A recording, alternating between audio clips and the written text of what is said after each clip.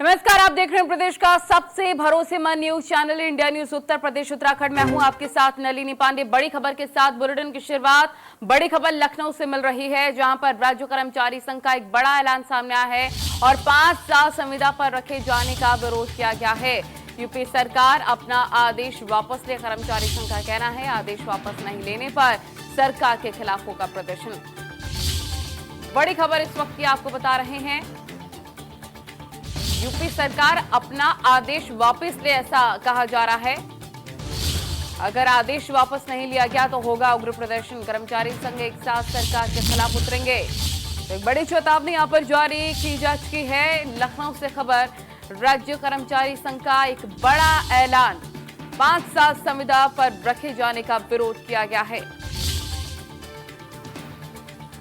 UP सरकार अपना आदेश वापस ले, कर्मचारी संघ का कहना है आदेश वापस नहीं लेने पर सरकार के खिलाफ जमकर प्रदर्शन किया जाएगा। कर्मचारी संघ एक साथ सरकार के खिलाफ बोलेंगे हल्ला, सड़कों पर उतरेंगे। ये एक चेतावनी के तौर पर यहां पर कहा गया है। एक बड़ा ऐलान यहां पर राज्य कर्मचारी संघ की तरफ से 5 साल संविदा पर रखे जाने का विरोध यहां पर किया जा रहा है। सरकार के फैसले का विरोध तो किया जा ही रहा है, साफ तौर पर चेतावनी भी जारी की जा रही है कि आदेश वापस नहीं लिया गया तो सरकार के खिलाफ होगा उग्र प्रदर्शन। कर्मचारी संघ एक साथ सड़कों पर उतरेंगे सरकार के खिलाफ। अगर मांगे नहीं मानी गई, अगर इस फैसले को वापस नहीं लिया गया तो बड़ी खबर लखनऊ से आपको बता रहे हैं, 5 साल संविदा पर रखे जाने का विरोध यहां पर किया जा रहा है। इसके साथ एक चेतावनी भी जारी की जा रही है कि अगर फैसला वापस नहीं लिया गया तो होगा उग्र प्रदर्शन। सड़कों पर उतरने का एक बड़ा ऐलान यहां पर किया गया है कर्मचारी संघ की तरफ से। उन्होंने कहा कि एक साथ सरकार के खिलाफ हम सड़कों पर उतरेंगे। बड़ी खबर लखनऊ से इस वक्त ये आपको बता रहे हैं, राज्य कर्मचारी संघ का एक बड़ा ऐलान, 5 साल संविदा पर रखे जाने का विरोध किया जा रहा है और सरकार के इस फैसले को वापस लेने की, इस आदेश को वापस लेने की मांग की जा रही है। खुर्रम निजामी हमारे रिपोर्टर तमाम जानकारी के साथ लखनऊ से जुड़ गए हैं। खुर्रम, क्या जानकारी, क्योंकि सीधे तौर पर ये चेतावनी दी जा रही है अगर ये फैसला वापस नहीं लिया गया तो होगा उग्र आंदोलन। जी बिल्कुल, देखिए जो 5 साल पहले संविदा पर आएंगे उसके बाद आपको परमानेंट किया जाएगा, तो इसको लेकर लगातार विरोध है। जैसे ही बात सामने आई कि सरकार ऐसा कुछ करने की सोच रही है, तत्काल इसको लेकर विरोध की बात सामने आने लगी।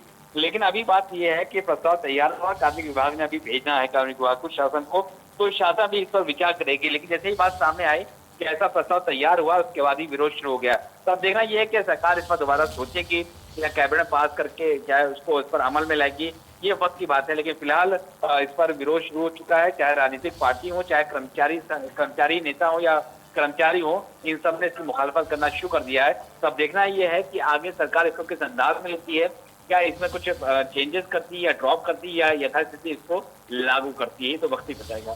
लेकिन साफ तौर पर कहा जा रहा है कि इस फैसले से घबराने की जरूरत नहीं है, और क्या कुछ तर्क दिए जा रहे हैं इस फैसले को लेकर?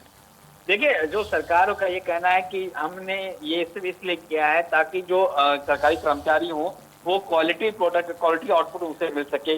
इसी वजह से ये हमने 5 साल का संविदा का टाइम रखा है। जो भी अच्छे कर्मचारी होंगे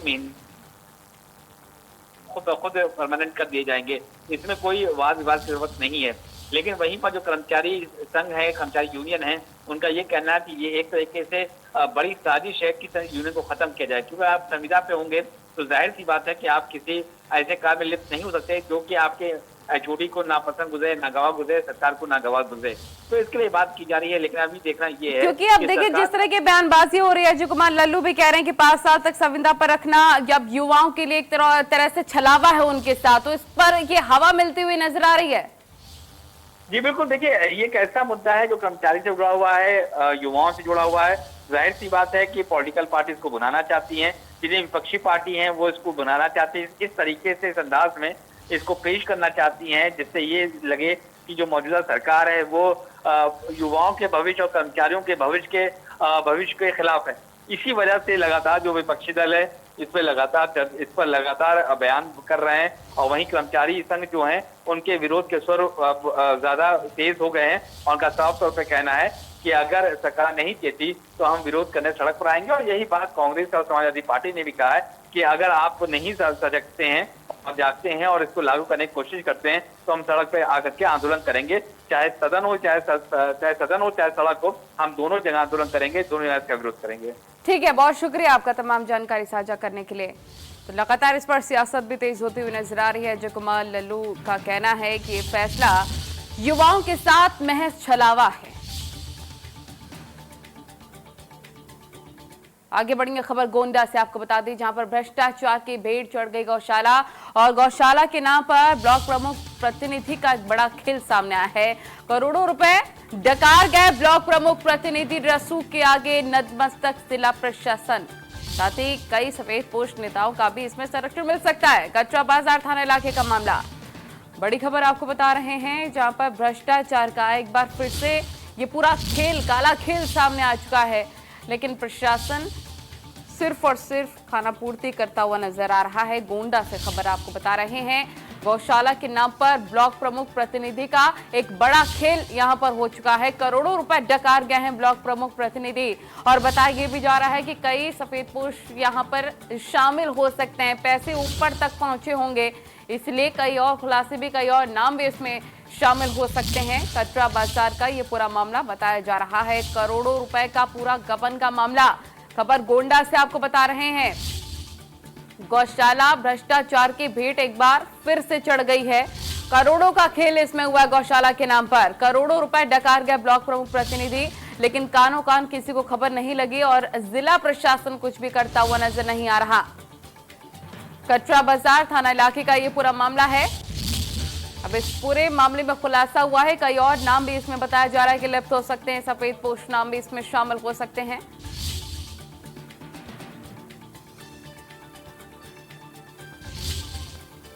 करोड़ों रुपए डकार गए ब्लॉक प्रमुख प्रतिनिधि, लेकिन किसी को कानों कान खबर नहीं हुई। जिला प्रशासन पूरी तरह से रसूख के आगे नतमस्तक नजर आ रहा है। खबरों में आगे बढ़ते हैं, जहां पर गाजियाबाद के विजयनगर इलाके में खुले ट्रांसफार्मर की वजह से 13 साल की मासूम बच्चे की दुखद मौत हो गई। मासूम की मौत से घर में मातम पसरा हुआ है। कल शाम मासूम आकाश अपने पिता की दुकान पर जा रहा था, उसी दौरान रास्ते में जर्जर पड़े बिजली के ट्रांसफार्मर की चपेट में वो आ गया। उसे अस्पताल ले जाया गया, जहां उसने दम तोड़ दिया। इससे पहले भी गाजियाबाद में बिजली के जर्जर तारों की वजह से लोगों की जानें जा चुकी हैं। सवाल यह है कि बिजली विभाग इस तरफ कब गंभीरता से ध्यान देगा।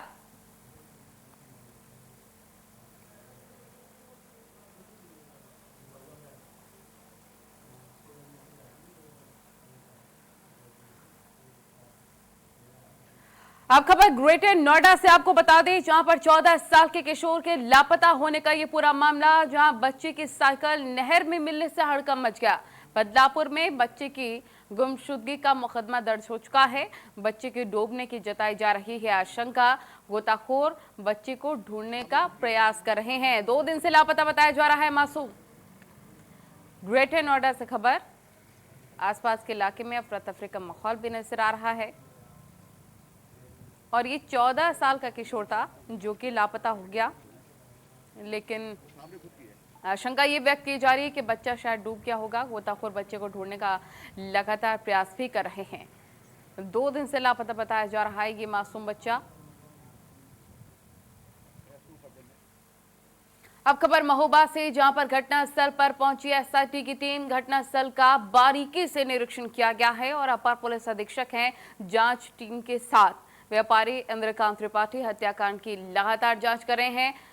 कबरई थाना इलाके का यह पूरा मामला बताया जा रहा है।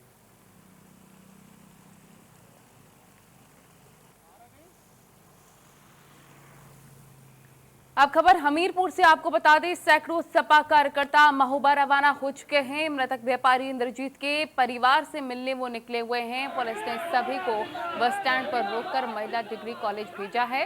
सभी कार्यकर्ता सड़क पर धरने पर बैठकर हंगामा कर रहे हैं। पूर्व महोबा एसपी मणिलाल पाटीदार की गिरफ्तारी की मांग की जा रही है।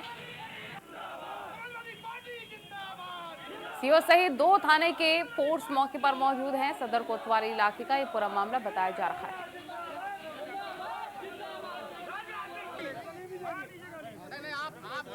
और इस तस्वीर से आप अंदाजा भी लगा सकते हैं कि कोरोना का डर कितना नजर आ रहा है लोगों में। जरा से भी सोशल डिस्टेंसिंग मेंटेन नहीं हो रही है। धज्जियां उड़ती हुई नजर आ रही है कोरोना प्रोटोकॉल की, कोरोना गाइडलाइंस के। आगे बढ़ते हैं। बाहुबली विधायक विजय मिश्रा और उनके परिजनों की मुश्किलें लगातार बढ़ रही हैं। विधायक विजय मिश्रा इन दिनों चित्रकूट जेल में बंद हैं और विधायक की पत्नी और बेटा फरार बताए जा रहे हैं। कोर्ट ने दोनों के खिलाफ धारा 82 के तहत कार्रवाई करते हुए दोनों को हाजिर होने के लिए 1 महीने की मोहलत दे दी है। दोनों के हाजिर नहीं होने पर कुर्की की प्रक्रिया शुरू हो जाएगी। विजय मिश्रा, उनकी पत्नी और बेटे पर रिश्तेदार ने गोपीगंज कोतवाली में मकान और कंपनी पर कब्जा करने समेत कंपनी के चेकों पर जबरन सिग्नेचर कराने के आरोप भी लगाए हैं।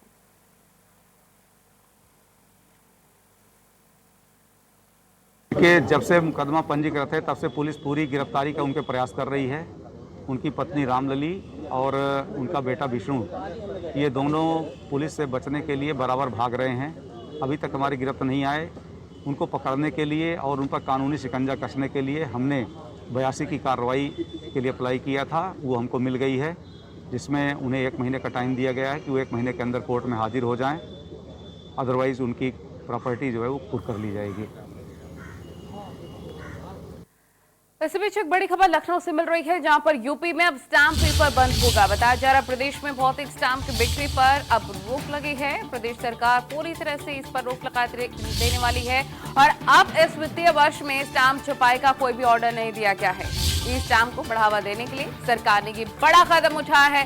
ई स्टाम्प विक्रेता चयनित किए जाएंगे, 10,000 बेरोजगार चयनित किए जाएंगे। स्टाम्प पेपर बंद होने से सरकार को भारी मुनाफा, लगभग 100 करोड़ रुपए यहां पर सरकार बचा सकती है। स्टाम्प विक्रेता को मिलेगा कमीशन। 1 लाख के स्टाम्प पर 115 रुपए का कमीशन रखा गया है। बड़ी खबर आपको बता रहे हैं, बड़ा फैसला भी इसे कह सकते हैं। भौतिक स्टाम्प की बिक्री पर पूरी तरह से रोक, प्रदेश सरकार पूरी तरह से अब इस पर लगाने वाली है रोक और इस वित्तीय वर्ष में स्टाम्प छपाई का कोई भी ऑर्डर नहीं दिया गया है। बड़ा कदम उठाया गया है इस स्टाम्प को बढ़ावा देने के लिए सरकार की तरफ से। इस वक्त की बड़ी खबर आपको बता रहे हैं, लखनऊ से यूपी में अब स्टाम्प पेपर बंद होने वाला है पूरी तरह से। प्रदेश में भौतिक स्टाम्प की बिक्री पर अब पूरी तरह से रोक लग चुकी है। इसके साथ ही प्रदेश सरकार पूरी तरह से इस पर रोक लगाने की तैयारी कर रही है और इस वित्तीय वर्ष में स्टाम्प छपाई का कोई भी ऑर्डर भी बताया जा रहा है कि नहीं दिया गया है। तो बड़ी खबर, इस स्टाम्प को बढ़ावा देने के लिए सरकार लगातार बड़े कदम उठाती हुई नजर आ रही है। अब धीरे धीरे पूरी तरह से इस पर रोक लगने वाली है। तो लखनऊ से खबर आपको बता रहे हैं, ई स्टाम्प को बढ़ावा देने के लिए सरकार का एक बड़ा फैसला। स्टाम्प पेपर पर पूरी तरह से अब रोक लगने वाली है। प्रदेश सरकार का महत्वपूर्ण फैसला बताया जा रहा है। इस वित्तीय वर्ष में स्टाम्प छपाई का कोई भी ऑर्डर अभी तक बताया जा रहा है कि नहीं मिला है। सरकार का बड़ा कदम, ई स्टाम्प को बढ़ावा देने के लिए बताया जा रहा है। लखनऊ से खबर।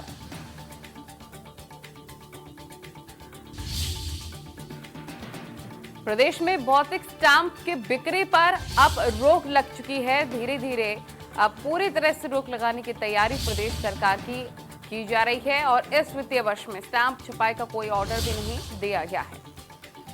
विजय मिश्रा हमारे रिपोर्टर फोन लाइन पर। विजय मिश्रा, क्या जानकारी, स्टाम्प को बढ़ावा देने के लिए सरकार का बड़ा कदम माना जा रहा है प्रदेश सरकार का? देखिए, लगातार सरकार ई फॉर्म पे ही काम करने को आगे बढ़ा रही है और उसी के तहत इसे लिया जा सकता है, क्योंकि इसके पहले भी पूरे ऑफिसेस को ई ऑफिसेस किया गया था। तो उसके तहत ही उसी क्रम में ये कदम माना जा रहा है कि जो स्टैम्प पेपर्स को लेकर के यहाँ पर अब जो पहले चलन था वो बंद होगा। अब इस स्टैम्प के जरिए से ही यहाँ पर सरकार अपने कार्यों को आगे बढ़ाएगी। इस वित्तीय वर्ष में स्टैम्प छपाई का कोई ऑर्डर भी सरकार की तरफ से नहीं दिया गया है और ये इस ई स्टैम्प को बढ़ावा देने के लिए ही सरकार की तरफ से कदम उठाया गया है। माना जा रहा है कि ई स्टैम्प विक्रेता इसके लिए अलग से चयनित किए जाएंगे और सरकार का मानना है कि लगभग इसके स्टैम्प पेपर बंद होने पर जो पैसे की बचत होगी वो करीब 100 करोड़ के ऊपर की बचत सरकार करेगी। लेकिन ई स्टैंपिंग की सुविधा के लिए अब बताया जा रहा है 10,000 विक्रेता भी नियुक्त करने पड़ेंगे। बिल्कुल, ये जरूर है कि यहाँ पर सरकार जो है वो विक्रेता को चुनने की बात कह रही है, चयनित करने की बात कह रही है। जाहिर है कि यहाँ पर जो स्टैम्प इसके पहले बेचते थे उनके बेरोजगार होने को लेकर के सरकार की तरफ से क्या होता है, या फिर जो भौतिक रूप से स्टैम्प पेपर बेचते थे क्या उन्हें ही स्टैम्प विक्रेता बनाया जाएगा, इसको लेकर सरकार की तरफ से जो है वो थोड़ी सी स्थिति साफ नहीं है। लेकिन ये जाहिर सी बात है कि यहाँ पर करीब इस टाइम विक्रेता के लिए करीब 10,000 लोग चयनित किए जाने की बात सरकार की तरफ से कही तो विजय मिश्रा, ये माना जाए कि तेलगी स्टैम्प घोटाला जो हुआ था, अब इस बड़े फैसले के बाद ऐसा कुछ नहीं देखने को मिलेगा? अब जाहिर है कि जब कोई नई चीजें आती हैं या नई सुविधाएं दी जाती हैं तो उसके साथ में कुछ नए अपराध खुद ब खुद आते हैं। अगर हमने यहाँ पर बैंकिंग सेक्टर्स को देखा जाए, जिसमें आपने देखा होगा कि किस तरह से साइबर सेल, एक नया साइबर सेल बनाया गया इसके जरिए, जिसमें पैसों का जो लेन देन होता था या जो आपके बैंकों से खातों से पैसे निकाल लिए जाते, तो मुझे लगता है कुछ इसी तरह इस स्टैम्प को भी लेकर के शायद सरकार की तरफ से कुछ होगा। और मुझे लगता है जब भौतिक रूप से स्टैम्प पेपर होगा ही नहीं तो जाहिर है कि उस तरह का कोई घोटाला, तमाम घोटाले नहीं हो सकते। ठीक है, बहुत शुक्रिया आपका विजय मिश्रा तमाम जानकारी साझा करने के लिए। देश सरकार की पूरी तैयारी है कि इस पर पूरी तरह से रोक लग जाए। ई स्टैंपिंग को बढ़ावा देने के लिए एक बड़ा कदम प्रदेश सरकार का इसे माना जा रहा है। आगे बढ़ते खबर लखनऊ से आपको बता दें, जहां पर प्रसपा ने शुरू की है साइकिल संदेश की यात्रा और शिवपाल सिंह यादव समेत पार्टी के कई कार्यकर्ता यहां पर मौजूद रहे। लखनऊ से दिल्ली के लिए ये साइकिल संदेश यात्रा निकली है। देश में बढ़ती बेरोजगारी के खिलाफ यात्रा निकाली गई है। प्रसपा कार्यालय लखनऊ से रवाना हुई ये यात्रा इंडिया गेट पर 26 सितंबर को यात्रा संपन्न होगी।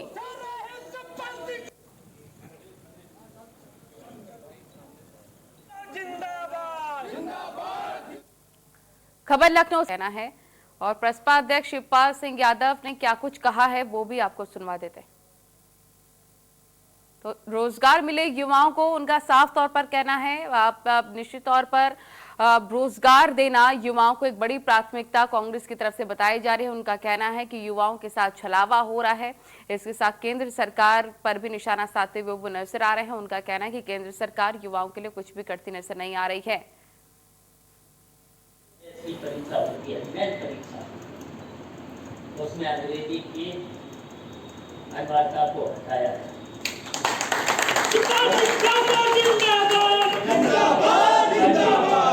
अंग्रेजी की ग्रोथ में नहीं है, लेकिन हमारे हिंदुस्तान में हिंदी को महत्व मिलना चाहिए, हिंदी को महत्व मिलना चाहिए, अंग्रेजी की अनिवार्यता नहीं होना चाहिए। हमारी इतनी मांग है, अंग्रेजी पढ़े, दूसरी भाषाएं पढ़े। हम चाहते हैं कि हमारे नौजवान अंग्रेजी भी पढ़े, दूसरी भाषाएं भी पढ़े, अच्छी बात। लेकिन ऐसे हिंदुस्तान में अंग्रेजी की अनिवार्यता नहीं होना चाहिए। ये हमारी मांग, ये तो आपकी मांग।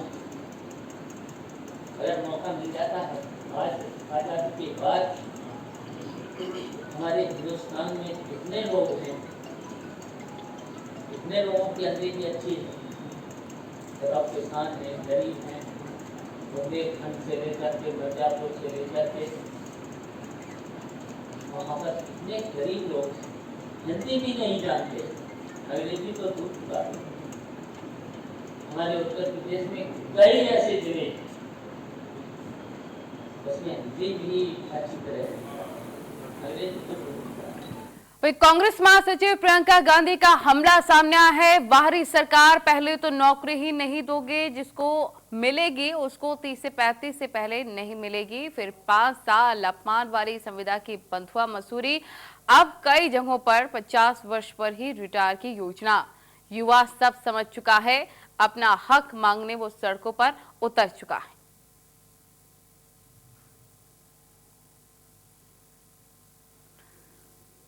प्रदेश सरकार के राज्य मंत्री और गाजियाबाद शहर के विधायक अतुल गर्ग के चचेरे भाई श्याम गर्ग ने आरोप लगाया है कि उसकी संपत्ति हड़पने की कोशिश की जा रही है। आरोप किसी और पर नहीं बल्कि मंत्री अतुल गर्ग पर ही लगाए जा रहे हैं। श्याम गर्ग ने इस संबंध में प्रधानमंत्री को एक लेटर भी लिखा। उनका कहना है कि इस विवाद के चलते डिप्रेशन में आकर आत्महत्या की भी कोशिश की थी, क्योंकि उनकी सुनवाई नहीं हो रही है। इसकी वजह यह है कि अतुल गर्ग राज्य सरकार में मंत्री हैं और उन पर कार्रवाई करने से पुलिस बच रही है। वहीं अतुल गर्ग ने आरोपों से इनकार करते हुए कहा है कि पूर्वजों की जो भी संपत्ति थी उसका बंटवारा पहले ही हो चुका है। अतुल गर्ग ने सफाई देते हुए कहा है कि उनके पिता और चाचा के बीच संपत्ति का कोई विवाद नहीं था। श्याम गर्ग का जो भी हिस्सा है वो उनको मिल चुका था और उन्होंने बेच भी दिया उसे।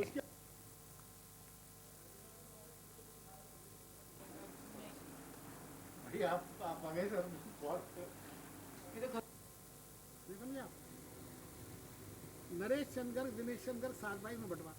वहीं फिरोजाबाद का सरकारी ट्रॉमा सेंटर अक्सर लापरवाही को लेकर हमेशा चर्चा बटोरता है। आज देर रात फिर से शकोआबाद के देवा कॉलोनी के रहने वाले विवेक यादव के इलाज के दौरान मौत हो गई। विवेक यादव की मौत के बाद परिवार वालों ने आपा खो दिया और ऑक्सीजन सिलेंडर को जमीन पर पटकते हुए डॉक्टर के साथ धक्का मुक्की की है। इतनी देर में पुलिस ने आकर मामले को शांत किया है। वहीं मृतक के परिजनों का आरोप है कि सिलेंडर खाली था, जिससे उनकी लापरवाही के चलते मौत हुई है।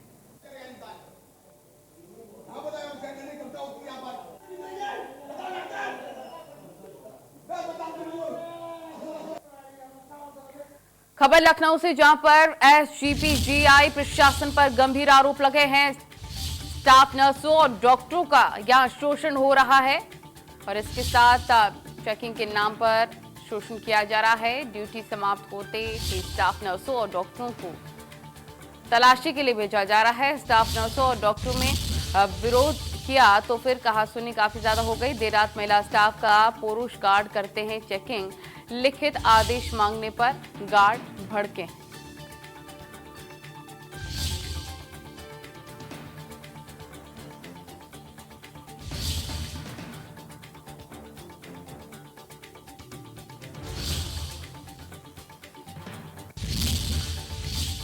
अब खबर कुशीनगर से आपको बता दें, जहां पर आपसी विवाद में दो पक्षों में जमकर मारपीट हो गई है। थाने के गेट से वह 100 मीटर की दूरी पर यह मारपीट हुई है। दोनों पक्षों में जमकर लाठी डंडे भी चले।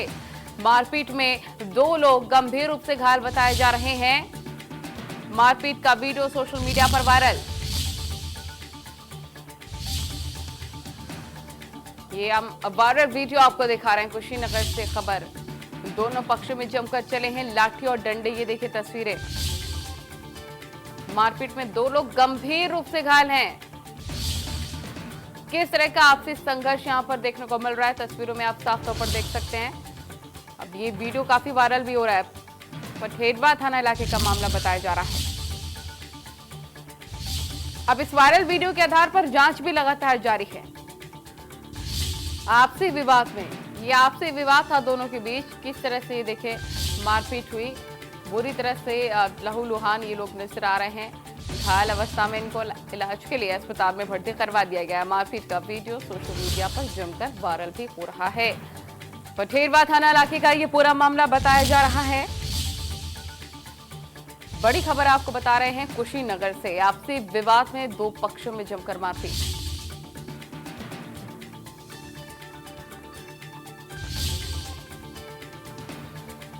दो लोग गंभीर रूप से घायल बताए जा रहे हैं इस पूरे मामले में, जिनको अस्पताल में इलाज के लिए भर्ती करवा दिया गया। फिलहाल इस बुलेटिन में इतना ही। नमस्कार।